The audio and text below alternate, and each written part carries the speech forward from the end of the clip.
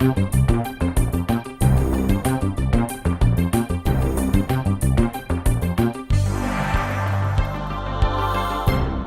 know that last time, in the last scenario, we took a look at the run-up and the boom, which engulfed the economy in the first half of the first decade of this century, and we focused on low interest rates, runaway borrowing, financing, runaway spending, the huge rise in private borrowing. Well, sure enough, as a consequence of the big increase in spending, you can notice that finally the Federal Reserve allowed interest rates to rise. And if you take a look, you can see that the federal funds rate finally did get up to about 5% in 2006. But lo and behold, look what happens to private borrowing. And it's not so much because those interest rates went up, it's because the home prices rose to a totally unreasonable level, once again, compared to the rental value of those homes. And once the home prices began to collapse, then of course, people stopped buying the homes and they stopped borrowing, and you can see the utter collapse here of private borrowing. There's no better symbol of the economic crisis and the recession of 2008 slid into 2009 than this collapse in private borrowing you have in chart 6.3.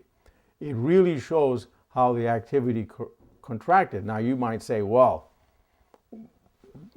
it's just borrowing, but remember, the borrowing financed all those expenditures. And it's the expenditures, the buying, the demand that kept the economy afloat. Once the borrowing stopped, the spending stopped, the economy collapsed. And so looking at chart 6.3, you can see the key evidence before you as that borrowing just falls to a level lower than it really had been at any time before on this chart. Now, I want you to imagine this. I want you to imagine households in the run-up, households borrowing more and more heavily and enjoying the boom of the value of those homes rising. So, households thought they were very fortunate because the value of their assets rose. That's the asset inflation. And so they took on more debt in order to buy more homes. And so the value of the homes rose, the asset, the value of the debt rose. But see what happens now, once we're in the recession. Look how the private borrowing is shrinking, because here's the dilemma households are in now. The value of those assets are beginning to shrink. The value is beginning to shrink. Home values are falling, but households are stuck with debt. And their liabilities are fixed, the debt is fixed, and so they're really hurt when the value of their homes fall.